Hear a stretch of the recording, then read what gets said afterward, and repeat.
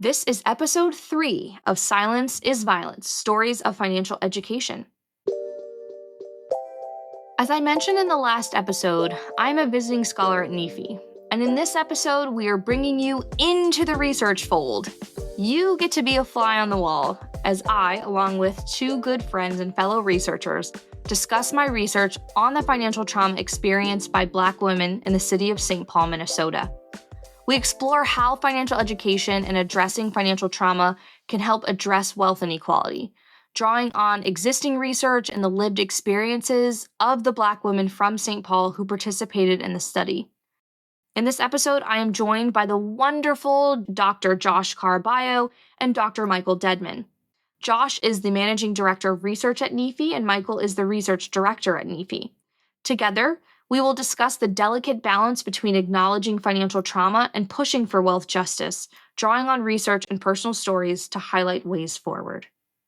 Before we get into episode 3, I think it's important to walk through the evolution of my definition of financial trauma.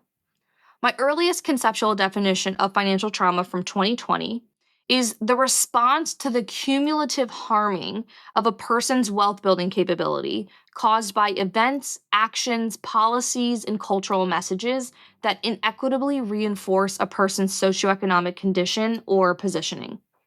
In 2021, I posited an alternative definition: the effect of being required to experience economic violence for financial abuse, financial shaming, and/or chronic financial stress in order to build material wealth. The next iteration of the concept emphasized the fact that financial trauma is not just a single response to participation in the economy, but rather it's an experience that often happens repeatedly and cyclically. Defining financial trauma as a cycle of triggers and reactions that limits a person's ability to build wealth helped uncover that the traumatization of certain groups is self-perpetuating. In 2023, I maintained that the goal of the American economic system is still to limit, if not completely eliminate, certain groups' opportunities to fully participate in the national economy. To achieve this goal, the institutionalization of financial trauma as an experience when interacting with the system is necessary. And I said this is the idea: make it so painful, scary, and/or destructive to fully participate in the national economy so that many will not want to fully participate. Limiting participation leads to suppressed wealth. This discovery led me to develop a measure for non-participation in the economy, which I named as an indicator of financial trauma. But the most recent iteration of my definition of financial trauma again decisively emphasizes the role of the economic system and its architects as the perpetrators of the violence and trauma that is then experienced by groups of people, especially minoritized and marginalized people. Because of this, another way to define financial trauma is as the effect of being systematically exploited, harmed, and/or betrayed by an economic system and its institutions, which then ensures the continued concentration of wealth and power in the few, namely those who enjoy racial, gender, class, and ability privileges. Simply, financial traumatization has the purpose of perpetuating wealth inequality. It is not inadvertent, nor is it an unfortunate externality. It is a deliberate tactic to realize the original aim of the American economic system, like we went over in episode 1, to concentrate wealth, resources, and/or power in the few. I'll also reference a research study that I conducted in 2024. When this episode was being recorded, I was in the middle of analysis. The study looks at the role of gender as a driver of financial trauma. Specifically, it engages Black women in St. Paul, Minnesota. The study aimed to understand and evaluate how Black women make meaning of and navigate through the lasting effects of financial trauma as they transition from girlhood to womanhood in St. Paul, Minnesota. Even though there is no universal socioeconomic experience for Black women, the study revealed that the experience of Black girlhood is deeply intertwined with trauma, including financial trauma, and the report we are creating asserts that there has been an insufficient examination of how the multitude of individual and systemic abuses and traumas perpetrated against Black girls become core memories that shape their relationships with money, value, wealth, and worth, when they transitioned to Black womanhood. The study also found that the concept of mother work was deeply intertwined with Black women's experiences. Beyond caring for their kin, this mother work or other mothering, which was coined by Patricia Hill Collins in 2000, is the practice of striving to uplift your community through social activism and other means of communal care. And this act of caring and participating in the mother work exacerbates financial trauma. One of the primary ways our participant partners are making meaning of and navigating financial trauma is through their pursuit of doing this mother work. And we found that when the ability to do this work is disrupted, it generates financial shame. It prolongs their ability to heal, and it makes breaking free from the cycle of financial trauma feel wholly unattainable. We hope this research encourages anyone who supports Black women, specifically in terms of financial education, to understand that they have a responsibility to support Black women's pursuit to heal and to help them release themselves from the belief that I should have known better. We also hope it exposes the cyclical nature of financial trauma and the oppressive systems and harmful social constructs that perpetually reinforce it. In this episode, you'll get a peek into some of these key insights, and we hope you'll check out the report when it is published later this year.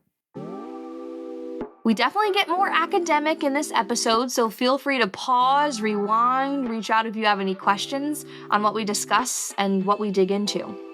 I really hope you enjoy it and enjoy seeing how the sausage gets made.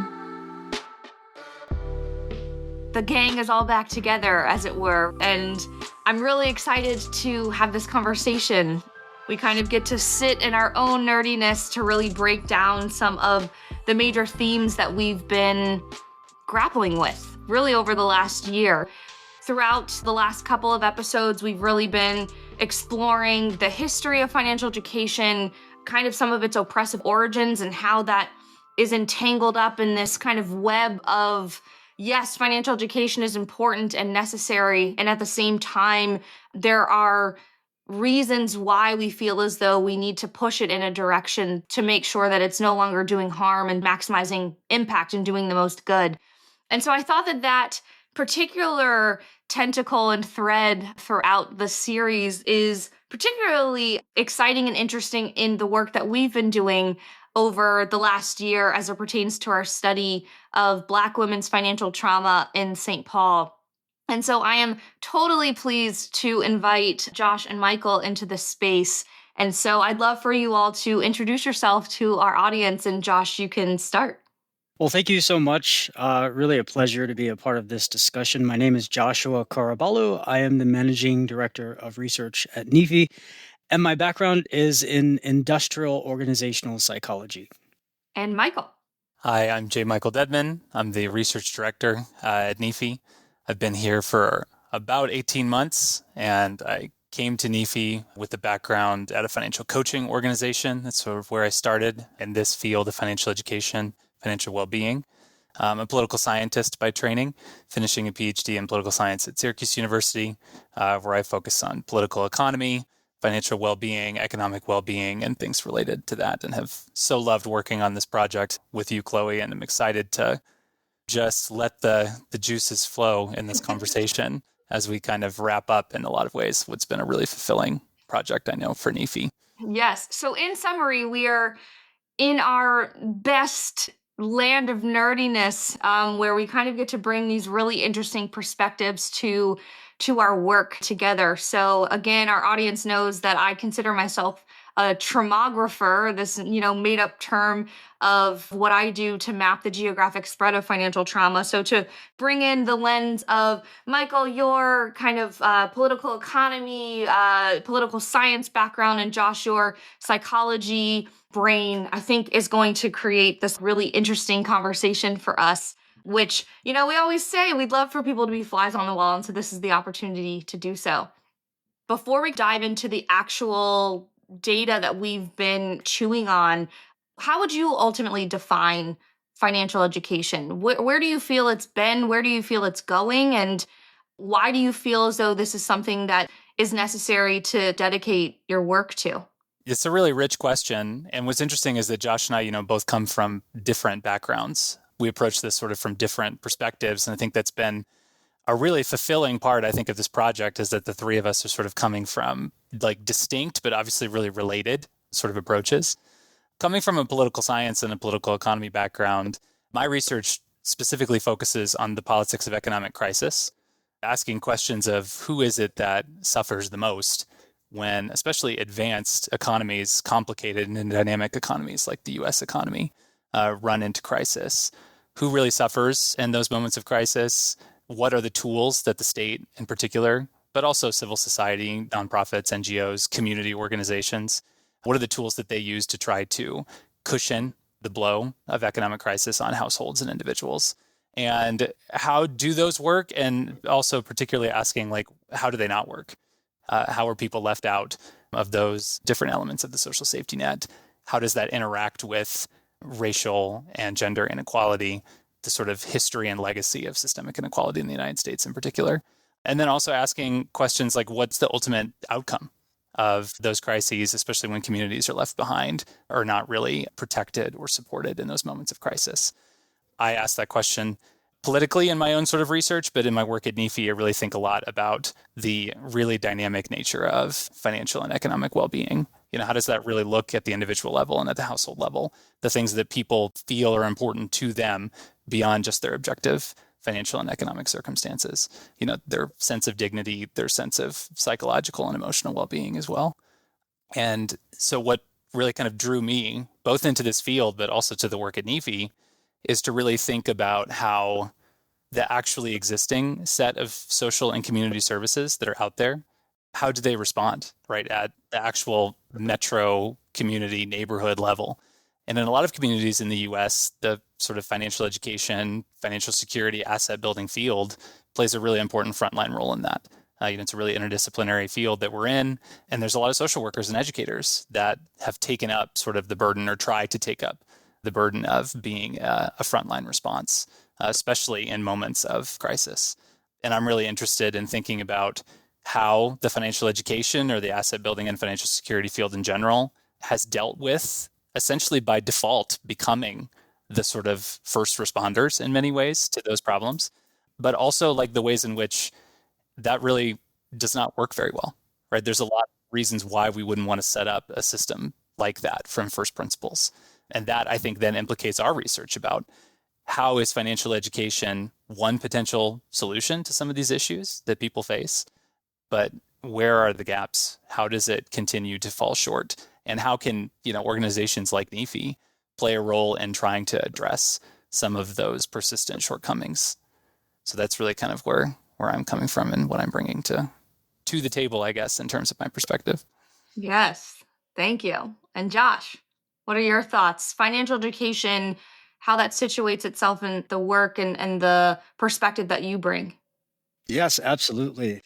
There are differences in our backgrounds and trainings. However, we're looking at coming together for the same outcomes. So I think it's such a beautiful way of looking at financial education and research in general. One of the things I learned early on in my training was that interdisciplinary work is really important, and that a lot of the research, especially for IO or industrial organizational psychology, is inherently interdisciplinary. And so I was taught from early on that whatever stream I decide to be in, it's important for me to look outside that stream to see what else has been done. And I carry that with me with all that I do. So I think that's an important thing to keep in mind, especially when it comes to financial education. And we look at things like NEFI's personal finance ecosystem, or the PFE, which to me, it really warms my heart because there's so many aspects of that interdisciplinary style, if you will, that can be tapped into. The PFE you just heard us talking about is the personal financial ecosystem. It is a visual roadmap and framework that lays out the foundational factors of an individual's state of financial well-being. NEFI developed it to demonstrate financial education's role in an individual's financial well-being within a broader environment. It gives context to the factors that influence financial well-being and manages expectations for what interventions and efforts aimed at influencing financial well-being can realistically achieve. From a psychological standpoint specifically, there are books like Morgan Housel's The Psychology of Money, which I think pretty much encapsulates how I feel about financial education, generally speaking. So it's not to really just say, oh, go and read that book instead of me talking to it. But he did such a wonderful job of encapsulating all the thoughts and ideas and research that when I was reading it, every time I turned the page, I was like, wow, that's how I feel. That resonates with me. So all of those teachable moments, if you will, were important for me to really give perspective as to how I feel about the field. Also, what IO psychology has helped me understand is that education, generally speaking, but especially for financial education, needs to come from multiple sources and it needs to happen at multiple times in your life in order to really stick. The other thing about IO psychology, which might surprise some people, is that it's not only done at the individual level. We were trained to do it simultaneously at three levels. So you have the micro, the meso, and the macro. And we can translate that into, we're really talking about the individual, which is usually what psychology is thought about, is that we're just focusing on the individual. That is not the case with business psychology. And then, of course, you have the group, the community, and then society or the global level as well. One last thing I'll mention, because I think it's really important, is back to the interdisciplinary sort of way that we look at things. We talk about something like educational inequities, right, that take place. You can't have that discussion without talking about health inequities. And we can go into the aspects as to why that's so. But Chloe, obviously, your work hits on this really well, and the literature review that we did together, as well as the outcomes of the data that we'll talk about.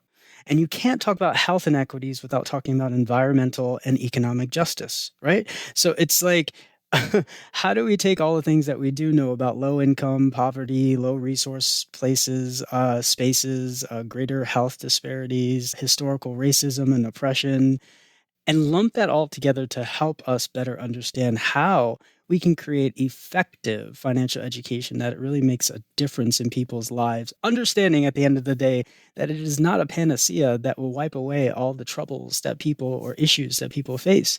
That in fact, we need to go back to something like the ecosystem, which NIFI is so proud to have as a resource for people, so that we can truly understand all the nuances and elements that are at work to help people reach financial well-being, knowing that it is not a destination, that is something that we work on each and every day that we wake up and have the opportunity to better our lives. Yes. What a great way to kind of ground ourselves before now actually kind of diving into the work and the stories and the experiences that we've been able to collect as data. I think about how when we started the research project itself, we knew why we wanted to focus and centralize our study on Black women. But I think your backgrounds and again, the interdisciplinary nature, why does financial education even need to exist, particularly in context of crises, of failures of support, right? From a societal perspective, to Michael's point, is that Black women are kind of a real embodiment of all of these complexities and nuances of how different forms of oppression kind of interlock and create the conditions for our lives. And because Black women are situated in a place where they have kind of, some Black feminist scholars call them, double vulnerabilities or multiple vulnerabilities because of both their racial identity, their gender identity, and then, of course, we can include class in that in certain situations. It's really important to bring to the fore of why we chose this population to begin with. And so what we just discussed is kind of the perfect way of grounding ourselves. And to that end, I wanted to also, again, before we dive in more deeply, this is something that we asked ourselves from the beginning, and I think was borne out in the data itself, which is one of the big themes that we hypothesized would be there is, one, what is the real purpose or design of financial education? And really what that meant or was extended into, and I think what we saw from the Black women that participated in this study was that it's obvious, but it really rings true that financial education was not designed to help manage financial trauma. And so, with that particular maxim coming through as a theme, The real question then becomes, should financial education be designed to help manage financial trauma? And can it? The can it is certainly more aspirational. I think anything can be anything if we work hard enough. But the real question is, should it be? And to help add even more texture to this question that I'd like us to kind of talk about out loud is bringing in, to your point, what you mentioned, Josh, about our literature review, where we really felt as though it was not only necessary to get people to understand why Black women are such a great and important group to centralize this question around, but equally, we wanted to ensure that people understood that, one, financial trauma is not a pathology, or at least the way that we are approaching it, right? So we can understand in the broader kind of world or research world why financial trauma could be treated as such because of, again, to your point, the intersection of health and financial experiences and things like that. But we kind of took the approach of, if we treat financial trauma as a pathology, we're essentially asking people what is wrong with them when they make certain financial choices as opposed to what happened to them. So I guess when we're grounded in that central theme or understanding of our work that financial trauma is not a pathology, how do we then go about thinking about this idea that we saw a number of women who went through very difficult experiences on a personal level that influenced and colored the ways that they then showed up and participating in the broader economy? Many of the women, as we discussed internally, ended up developing philosophies around money that they would consider to be a source of their own shame, where they felt as though they were replicating behaviors that they saw their previous generations that taught them their own money behaviors. And it felt like they were continuing a cycle that they really, really were keen on breaking. And right, that was another really central theme in what we saw from these women was that, Josh, you and I talked about the word over-efforting. There is this deep, intentional desire to break a cycle, to do better financially, which I think is something that everybody can kind of agree with, particularly when you bring up, feeling like you have a commitment to advancing the next generation into a better economic position than your own. But this idea of when something adverse happened, and then it seemed to be cyclical and repetitive for these Black women that we engaged with, many of them sought out quote unquote financial education as a tool to try to reduce the harm that they were experiencing. And then what we ended up finding was that there was still this very vast disappointment that, on the one hand, they felt in the moment that, yes, I'm getting knowledge, developing my own savvy on how to navigate this economic system. But then there was kind of this moment where they felt the limitations of what financial education can do in the context of, how do I participate in this economy that was designed to be violent towards me? And so it brings me again to this question I just want to again have this conversation around is, if financial education was not originally designed to help people navigate and manage their own financial trauma, should it? The short answer is yes. We have an obligation, we have a duty as professionals, whether you're in a nonprofit or not, to really help individuals who need it the most.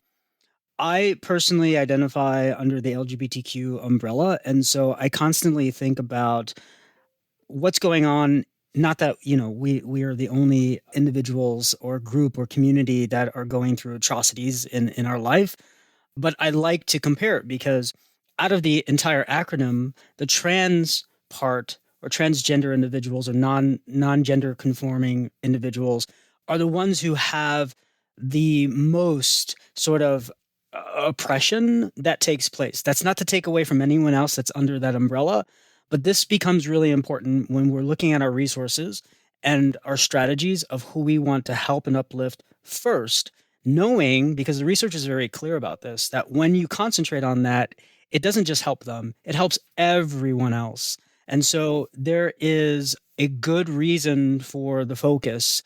And in this case, we're talking about Black women. And Black women are not a monolith, and neither are transgender individuals. And when you start to break down, guess what? We see that Black trans women are the ones who are having the worst outcomes. Yeah, exactly. That is sort of how I connect things in my mind, because my lived experience is not that of a Black woman, obviously. So what I try to do is just try to understand how to connect things and why it's so important that we just focus all of our resources as much as humanly possible or institutionally possible on that. With this, should we or should we not? I think it's not even a question in my mind. This is what we have to do. Yes. And that's just how I see it. And Michael, same question, but I'm almost thinking about if you could share with us early on when we were thinking about creating our hypotheses, which I hate to say that they, clearly were true based on what's in the data, but I think that that's unsurprising, but helpful to know that what we are thinking rings true. Early on, when we were creating these hypotheses, you kind of brought up a number of scholars who talk about the decommodification in political economy spaces. Can you help answer this question, but bring in some of that work here? Because I think that's deeply rooted in this question too. Yeah, absolutely. To sort of begin by just offering a high level sort of agreement to the question of whether or not financial education ought to or can take into account financial trauma, wholehearted agreement that I think that any financial education that merits, right, a description as quality or effective absolutely has to reflect the actual experience of participating in the economy of the people in our society, including the people that are the most marginalized and face the most barriers to financial and economic well-being. This is a mission that NIFI is very strongly committed to, and we know that creating a society where everyone has the best chance to live like their best financial lives requires this. It requires taking seriously how financial education can have the highest impact, which includes taking seriously the actual experiences of trauma and marginalization and systemic inequality that are faced by many communities in this country. And so I just sort of posit that by saying that follows from that insight that financial education, to the extent that it can be a tool of empowerment, just like education of any type, right? Part of its function is to offer protection, empowerment, support, insight to people that operate within an economic system that is not set up for regular people. It's not set up to support regular people. That's not the goal of the organization of our economy. The organization of our economy, the goal is to create profit. And so there's a certain sense in which we already know that quote unquote regular people, right? People who have to work for a living, are facing a different set of challenges and a different set of incentives. And financial education as it exists completely recognizes this and understands it because in many ways it's influenced by a very sort of economistic way of thinking. Now, the connection to financial trauma, specifically as being a blind spot within that legacy of financial education, is that there's oftentimes not a very well-developed language, which you know so well, Chloe, because that's sort of the project that you have engaged yourself in as a traumaographer, as you said, right? Is thinking, how does our language of financial life, of existence and engagement with the economy, how can it be expanded to include that set of experiences that don't conform to the sort of textbook example of how people ought to act, or even how educated or informed people ought to act? That's sort of a traditional model of financial education is oriented in taking that approach, especially one that's been really influenced by a more economistic sort of way of thinking. And to your point then about political economy and especially the literature that focuses on decommodification, the insight here is to say, well, historically speaking, we have had a really long set of institutional development that has been inspired by the idea that it might not be the case that we want people, individuals, households to have to rely on the market mechanism to provide all of the things that they need in order to, first off, just be able to reproduce themselves as working people to participate as actors in the economy. But then next, to live their best lives, right? To flourish, to be economically secure, things that society as a whole benefits from. That, in many ways, as a very simplistic level, is sort of the description of why advanced modern dynamic economies have welfare states, right? It's this understanding that the market is not able to provide people with the amount of food, of housing, of income, in some countries, right? Childcare, healthcare, things that people need in order to live their best lives and to flourish. So decommodification describes essentially the extent to which some societies say, well, some of these critical human needs are not best provided by the market, and instead they're provided by, the state, by other types of social actors, in some cases, a sort of partnership between the state and other social actors like unions or corporations or social service organizations. And their patterns of this, of course, are very different across the advanced industrialized world. But thinking through what it means to say some things that people need in order to survive and to flourish, we want to make sure that they have them, have access to them as a part and parcel of their citizenship and their membership in the community. What that allows us to see, to think about how decommodification operates differently within different societies, is to problematize in many ways. One of the long-standing assumptions in the financial literacy and financial education space, which is thinking about the individual role, the role of individual choices, of individual decision-making in acquiring, having access to, in getting the things that you need in order to live a financially secure life.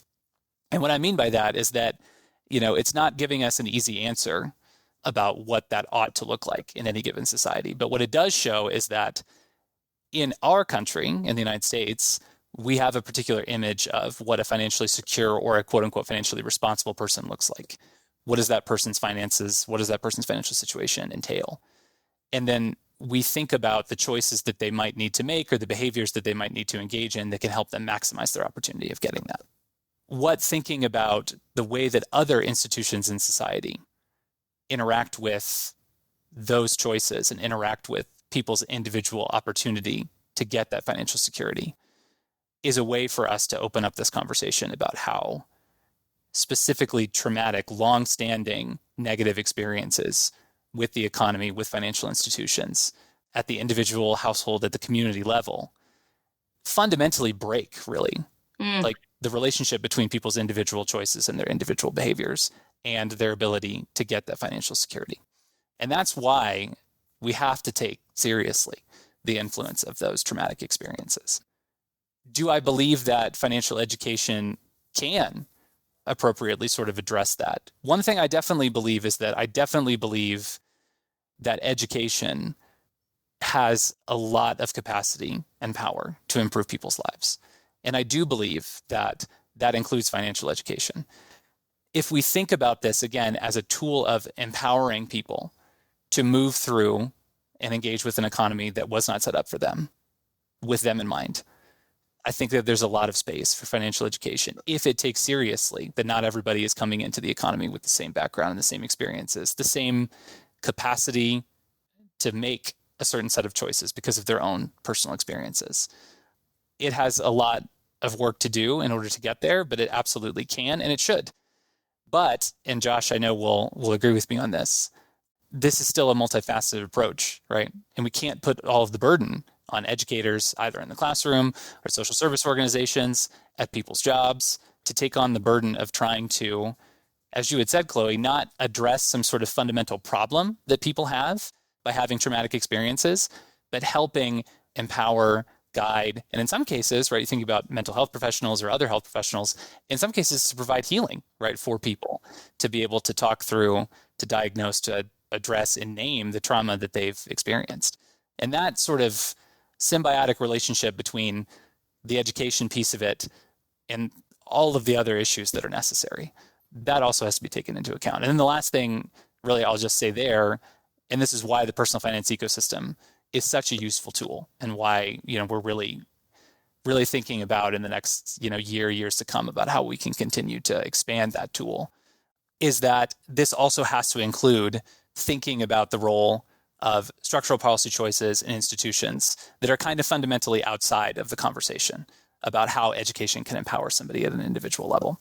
And one of the things that we've talked about a lot, how this connects to financial trauma, not just some of the things I mentioned, in terms of my own interest about economic crisis, but there's a sociologist named Melinda Cooper who wrote an excellent book called Family Values, which details a lot of the contradictory nature of the choices and behaviors that we like to prioritize, that we like to hold out as being ideal at the individual and household level, and how those are so often contradictory with the goals of profit maximization that our economy is set up to pursue.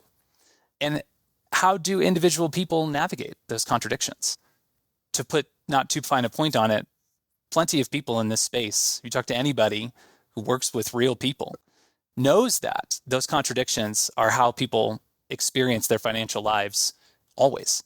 They always experience this contradiction. They know on the one hand that austerity at the household level, adhering to a budget, making certain financial choices is really important in achieving financial security. But they also know that the economy functions because of their spending and because of the things that they buy.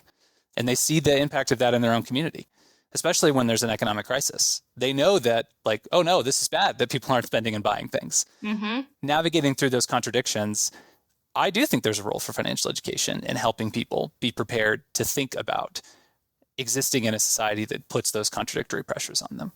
And I think a lot of our work in this project is sort of showing at a particular city level, how that functions. This reminds me of, in doing the early work before we actually started the study itself, we created a new iteration of our conceptual definition of financial trauma that expands Maria Root, who is a feminist scholar, her conceptualization of what she calls insidious trauma.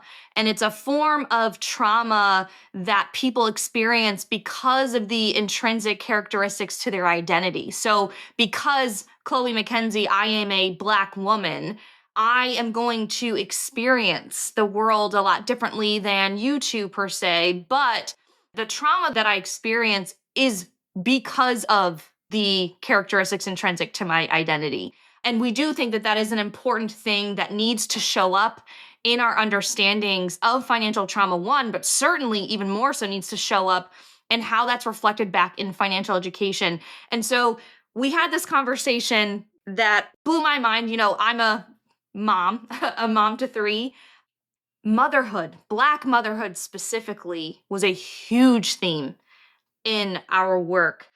Again, to kind of take the next step from what we've already talked about is, and I can speak as a Black mom, but I'm also just letting everybody know I've been endowed with the ability to speak on behalf of the Black woman that we partnered with in this research, right? Because one of the things that we grounded ourselves in is a number of work around making sure that we become the storytellers of people whose stories are often overlooked. So I'm doing that here, where in traditional contexts, Black motherhood serves as a mechanism to pass down strategies of really resilience and survival against oppressive forces.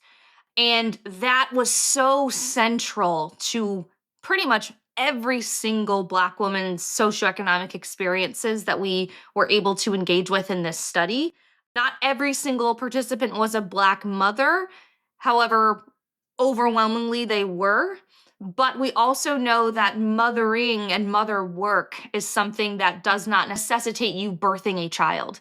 That particularly in the Black community, again, speaking as a Black woman, we feel as though this work is about how we socialize the next generation to be able to hopefully more effectively navigate the oppressive forces that unfortunately maybe not in our lifetime we're going to be able to dismantle and leave something better.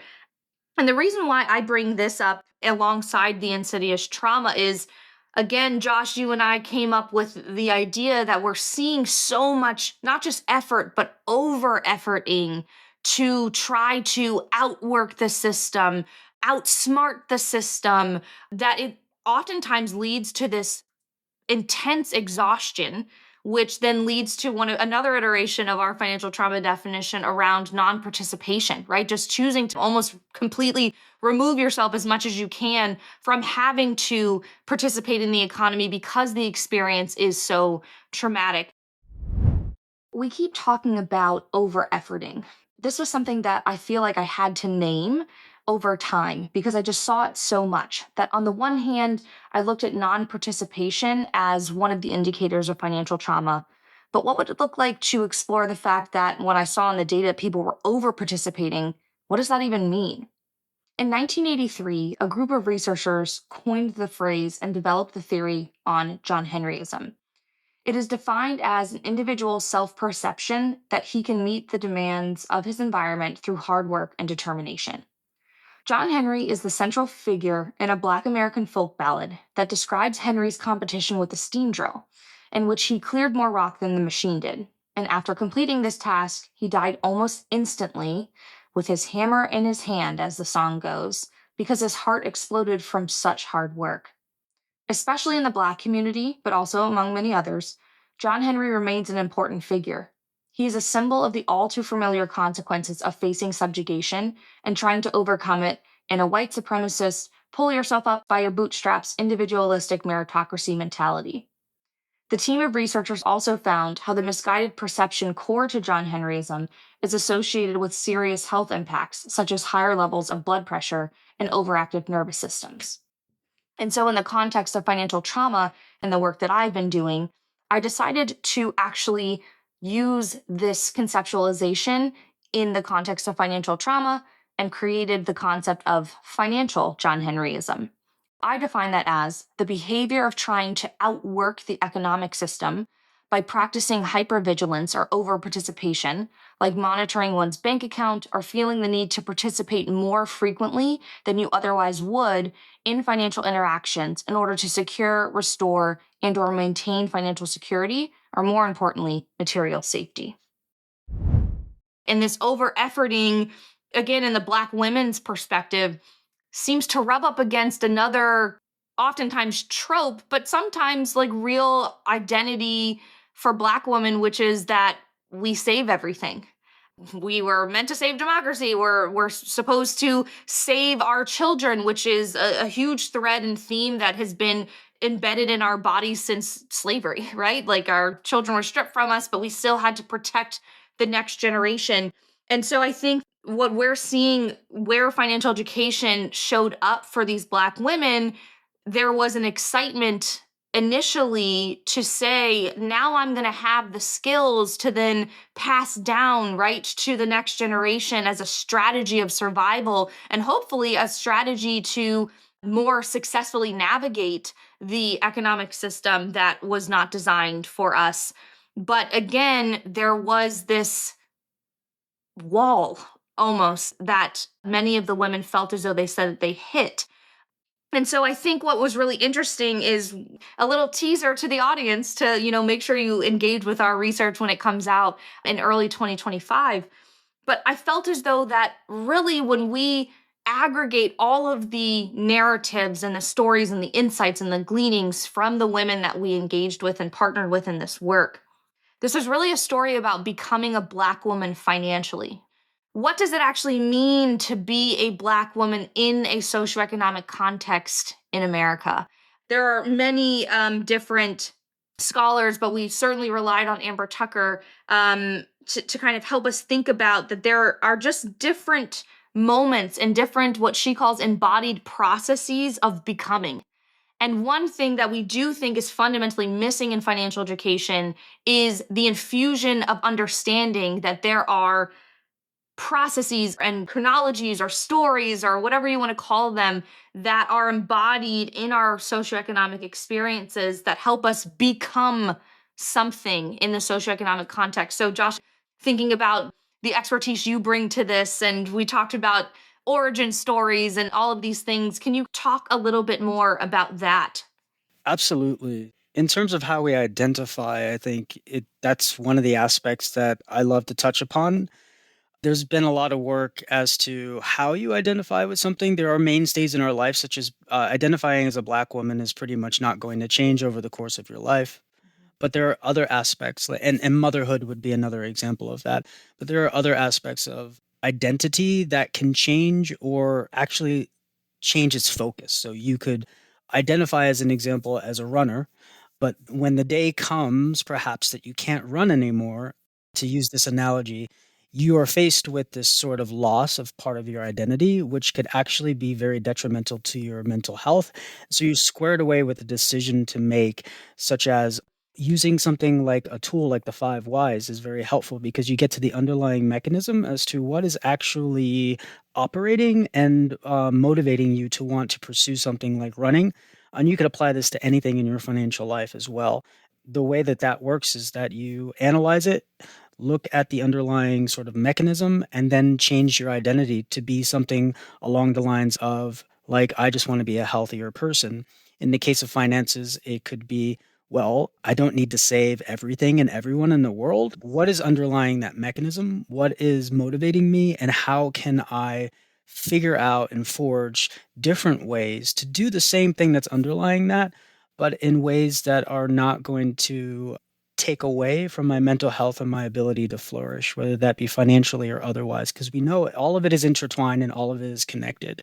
So by focusing on one aspect alone, you're actually affecting the rest of those aspects in terms of your well-being, general or otherwise. There's a couple of other things as well. One thing is in the helping relationships sphere, if you will. A lot of the meta-analyses point to helping relationships. And now in psychology, this is really focused more on the therapeutic relationship, but these outcomes have been applied to other types of relationships as well. But usually about 20 to 30% of the variance is accounted for in that helping relationship. And what does that mean? If the outcome that you're looking for is human betterment, human well-being, you can say with certainty that about 20 to 30% of that is created through the helping relationship. And what does that mean? Well, I love putting numbers on things, although you don't want to get too tied to a number, but it helps put things into perspective. Obviously, that means there's about 70% of the variance that is not accounted for through that helping relationship. And so then it becomes our challenge, if you will, from an industry standpoint or otherwise, to really dig deep and find out. Again, going back to something like the ecosystem, we know that financial education by itself is not going to change everything that's needed in terms of the knowledge, the self-efficacy, the behaviors that all need to change. And then looking into, although we focus a lot on the individual level, it's still a very important thing, but we don't want to be an all or nothing. Like, it's not only at the individual level, it's also all these other aspects at the institutional level. We look at things like resilience and prosilience. And the difference is really that resilience is the ability to deal with high levels of disruption, difficulty, challenges that exist, whether that be through your finances or just generally speaking. Prosilience, on the other hand, is our ability to do that in a proactive nature, so that we're not just waiting for the event to take place, living through it, and then reacting to it. And you need both. So there are like 4 building blocks of resilience that I love to talk about. And those would be like calming yourself down, figuring out ways to lower your anxiety and your emotionality so that you can be more logical about your decision making, which is easier said than done. But these tactics can be very helpful because when we're highly emotional, that's when we're not able to really, it hijacks our ability to be super clear and logical. Then we need to be able to select really effective strategies in our life. And this can come through helping relationships. It can happen through education, financial education, obviously, as well as helping to solve problems. And this is the one that I really love, especially in this day and time, is building and sustaining energy. It's being really strategic about the things that we care about. There's a book that I won't say the full name, but it's something about the art of giving an F. Outside of it being kind of lewd with the title, I found this book to be so profound because although I was taught this during my doctoral journey, it's something that really resonates with me. When we're spending our time and spinning our wheels on things that really are not giving us the outcomes that we need to be effective and to flourish as we should. I love the concept of financial flourishing, which is still in its infancy and hasn't been fleshed out. The reason why I like it so much is because that's what we really want. We want to flourish. And there are plenty of models, like the model of well-being, which is called PERMA or PERMA-V. And this keeps coming back up in my life because when we look at a model like that, how do we, and I won't go into all the aspects of it, I just think we just don't have time. We could spend a whole hour just on that. But my point is that these things are out there. And this is part of the work that we do outside of that 30% that I talk about. It's like all these other things that culminate into us helping each other, ourselves, our families, our communities, and otherwise to really move the needle on financial well-being, because it's so, so important. You can't do it if you're just singularly focused on what's wrong with this individual and how do I fix them. That's not how we're going to get there. And to that point, I think about one of our earliest conversations where I think we're still even workshopping this now, but part of one of the, let's call it byproducts or effects of financial trauma, if we're let's call the architects of the system, we would say that this would be a success because we know that the system was designed to have outcomes only for certain people to concentrate wealth. So the quote unquote success, but really what's causing one of the traumas in the first place is there seems to almost be this dependency, right? We're still trying to workshop the kind of semantics of it, but it is important for the system to continue to work as it is that financial trauma becomes self-perpetuating. And so this is why we bring up shame, right? The idea that the socioeconomic harm that we experience is our fault. Particularly with the Black women that we studied, and this totally resonated with me again, and the intersection of motherhood and the historical context of Black women birth so much of the wealth in this country. We also, again, have structured our identities both because by choice and because it was thrust upon us. We structured our identities as a way that we need to make sure that we are protecting at all costs the next generation, which again, we know is a central theme and narrative from slavery. We felt as a theme this intense desire to break the cycle of, we're inserting our own words here, financial trauma into the next generation. And the fact that so many Black women felt like they couldn't do that, it disrupted their identity as the superwoman, as the person who can protect their children from this force that they're, trying to do. And we talked about this as an adjacent analogy almost to, police violence, for example, right? That it's like, we can have the talk. I can tell you to put your hands on the wheel and say, yes, sir, yes, ma'am, whatever, but we still can't the outcome is still outside of our control. That seems to be something that's happening in the socioeconomic context. And so, Michael, I'm thinking about our conversation where, in thinking about all of these things, the self-perpetuating cycle of financial trauma and how that ultimately, right, you even brought it up with the decommodification stuff, that it's like the markets itself need that cycle of financial trauma to perpetuate itself so that the market can continue to thrive as it was designed. What do we kind of do with that? We're chewing on that, and we're seeing the real impact that that's having because that showed up with the Black women that we partnered with in this research. So I think there's that side of it, but equally, it also brought to light what you and I talked about, that financial precarity is not a predictor of financial trauma. Now, of course, if you are coming from a lower socioeconomic positioning, you are probably more likely, given the research that we've done and others have done, to experience financial trauma.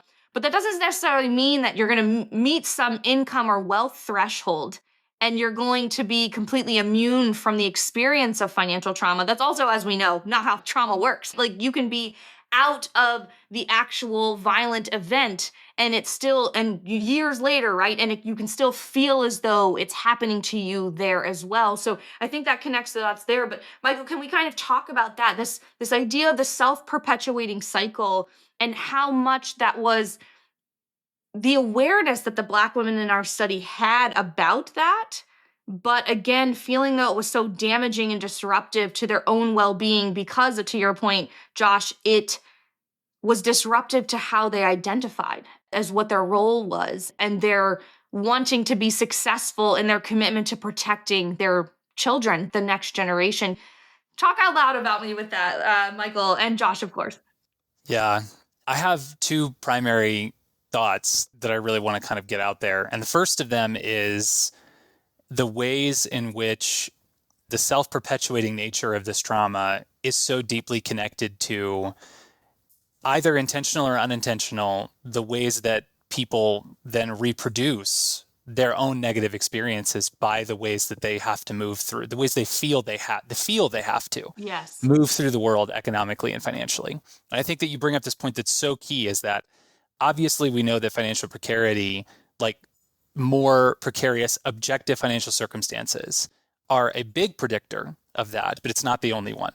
Meaning that their family financial socialization, their race, their class, their gender, everything we've talked about here the trauma perpetuates even when the higher levels of financial security are reached. I mean, it's a huge reason at just a basic level why thinking about well-being rather than some objective measure of security is just a foundational factor.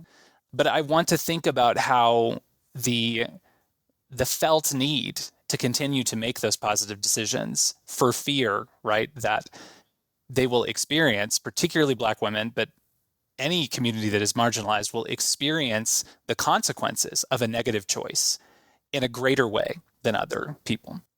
And we know this to be true, right? We do know this to be true, that is one of the things that perpetuates that economic precarity within those marginalized communities the most, is the lack of a sufficient financial and economic cushion that wealthier stratas of society, the higher classes, but also non-marginalized races and genders, right? White people, white men in particular, there's just more of a cushion there. So the anxiety of feeling the consequences of your choices in a greater way than others is a psychological and mental and emotional trauma that cannot be removed just by making better choices or making choices that then lead to more financial security. And given the fact that we know this to be true, I mean, one of the things that I'm thinking about is this finding that we saw so extensively in the city of St. Paul with the women that we spoke to.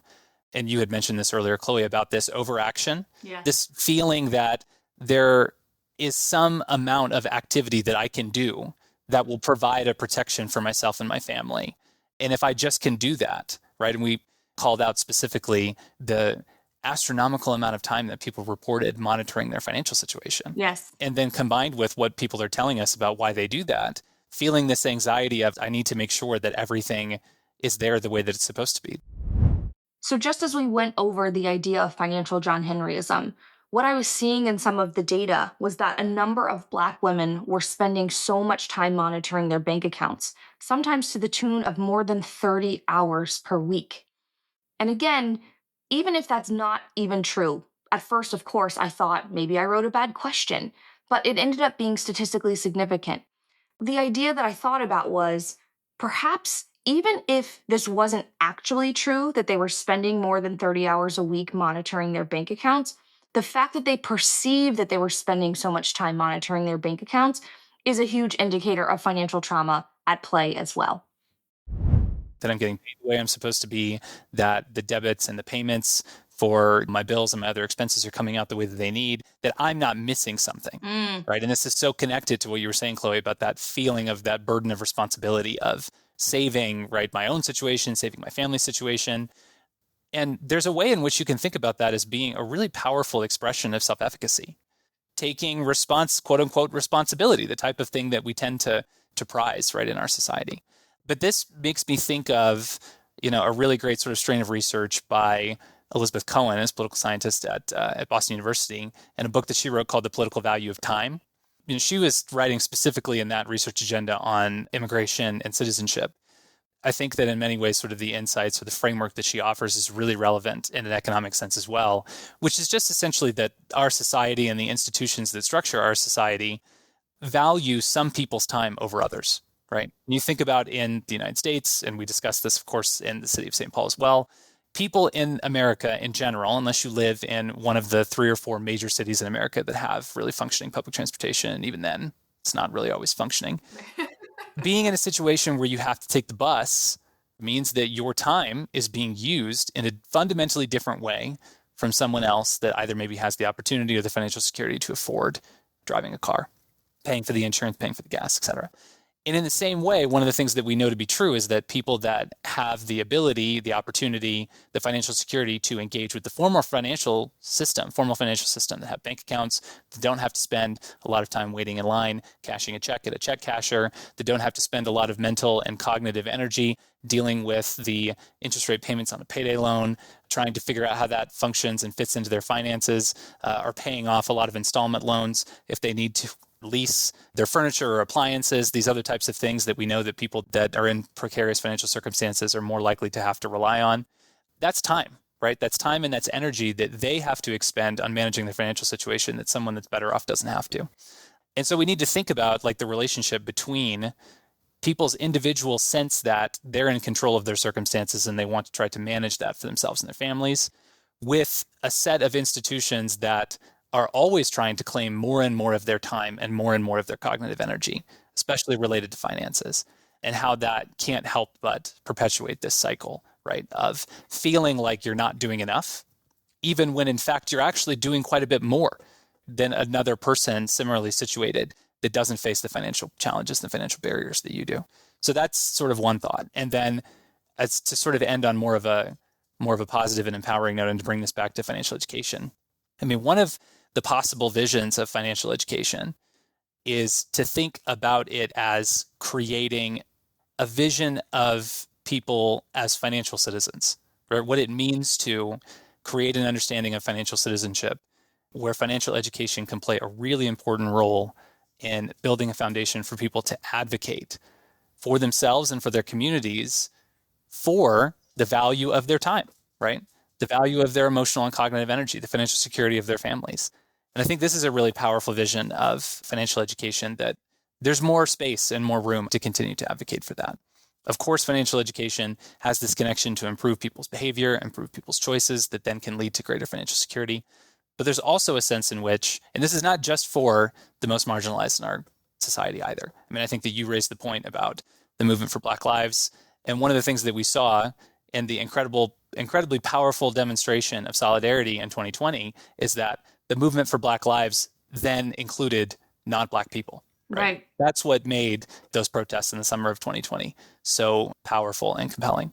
And so financial citizenship is not just something to think about financial education producing in communities that themselves are feeling marginalized. It's about producing a feeling of solidarity among everybody, that we all deserve to live our best financial lives, that we all deserve financial security. And financial education, I think, has a potential role to play in that as well, to give people the tools that they need to advocate for better, for more from their financial institutions, for more from their financial lives, whatever they might look like. That's kind of where my thoughts are at with that. What about you, Josh? I love these points. Thank you so much for bringing them up.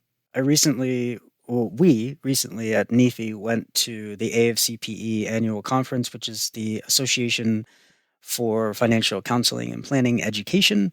One of the mainstays or themes that I had as a takeaway was that we need more financial advocacy. And I thought that was such a great point. And at one point, one of the speeches that was given talked about the junk food industry and how we know for certain that the industry has a vested interest in making sure that people eat more junk food, not less. It's set up in a way to where the system kind of encapsulates people and keeps them in there. And it can become, for a lot of people, actually a deleterious cycle where they're actually using psychology against us in order to keep us spending. And the financial services sector is no different. Although, saying that out loud might ruffle some feathers, but it's the actual truth. I mean, Right. the stat that is now maybe about 6 or 7 years old, but I think is still beneficial to talk about, is that hundreds of millions of dollars is spent on financial education.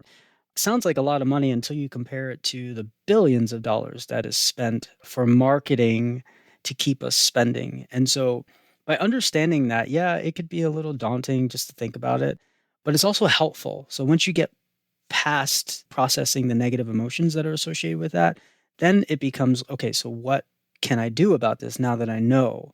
Because it can make you angry to be thinking about that. Let's not glaze over that, right?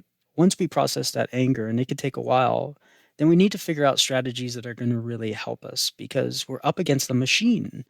And so we do what we possibly can. And every time we do engage, we need to have limitations. We need to say, okay, I'm going to have these cheese doodles, if you will. I'm only going to have half a bag. But then it's also knowing oneself, right? And knowing the family unit, if you're engaged in one.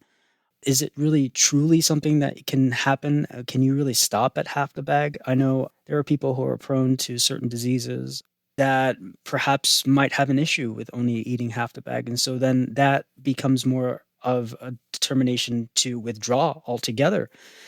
This happens with financial trauma where people say, I've had enough, where I've hit the hot stove, if you will, with my hand, and I just can't. I can't keep doing this to myself. And so it's important to acknowledge that so that we understand and can meet people where they're at and then help them if they're ready and willing to find out ways to re-engage in ways that are very healthy for them. And I think that's what it's all about. Simultaneously, we also need to be advocating for change at the policy level. And NIFI is really good at doing this because although we're fairly new in this aspect of our work, it's still super important to us. And I'm so happy that NIFI has decided to be strategic about advocating for policy change. And one of the ways we've done this is through K-12 education, but that's not the only way, obviously. And we have to start somewhere. So that's where we're at. The last thing I'll mention is when you start to understand people, this notion of proximity, it becomes very important because these stories really help us to change these notions of, oh, well, they maybe deserve these negative consequences. We start to judge, shame, blame them. And then we understand why they're overcorrecting, Yes. why somebody who's been harmed for the majority of their life is protecting, has a protective mechanism in place. Then we could just figure out ways of helping them to tap into what's underlying that, those mechanisms that are motivating them, to figure out ways to do it so that they can actually flourish instead of diminish. Yes. Well, it's funny how you all made this full circle, and I'm kind of reminded of S.R. Tolliver's work where she mentions that it's often the communities, and this is again why we picked Black women to begin with, that are overlooked and underutilized in us trying to be able to kind of understand what needs to be done in order to maximize impact and create the greatest amount of change, is that these communities have what she calls an encoded cultural knowledge and memory. And I think that that's ultimately what our work has done, right? It is we've taken that encoded cultural knowledge and memory of really what imprint financial trauma is leaving on larger communities, and we're taking that to ultimately shine a light on the gaps in financial education that we actually can fill in. And I think that this is a full circle moment, right? Our podcast is called Silence is Violence. That's the silent part, saying it out loud, and what Josh did, right? That there's a level of courageousness and even audacity that we have to be able to say that we have to name the parts that aren't working. And not only that they're not working because maybe we haven't figured it out, maybe there's not enough literature. We agree with that. This is why we're doing some of the research. But some of the gaps are choices that are limiting us probably because of the fear. And that when we can leverage our own privilege in whatever kind of form or fashion that looks like to name the silent parts out loud, it not only certainly helps lift those who are most impacted by economic violence and other forms of oppression, but it actually helps everybody. So, Josh, Michael, another nerd session in the books. I deeply, deeply appreciate our time together. And for those of you listening, if you want to continue to engage with our brains, because I obviously love to. Please look out for our research project that is coming out specifically about the Black women we partnered with on this research in St. Paul. There will be a number of resources that you can leverage. Our analysis protocol, which is kind of our way of helping to guide other folks who might want to do research like this. The helping professionals who can take our insights and infuse them into your own practice. And then obviously the report itself on what we need to learn from these Black women who have really helped us better understand what financial trauma is, and most importantly, what it does to us. So thank you both for your time, and thank you, listeners. Thank you. Such a pleasure. Thank you so much, Chloe. Next time on Silence is Violence, Stories of Financial Education, we'll shift our focus to the present moment and potential for the future. Silence is Violence, Stories of Financial Education is produced by the National Endowment for Financial Education, a 501c3 nonprofit that is the independent, centralizing voice providing leadership, research, and collaboration to advance financial education and financial well-being. The opinions and statements made on this podcast are those of the podcast participants and do not necessarily reflect the views of NEFI or constitute statements supported by NEFI. Links to our event summaries and any other documents discussed in this session are available in the show notes. For more information, visit www.nefi.org.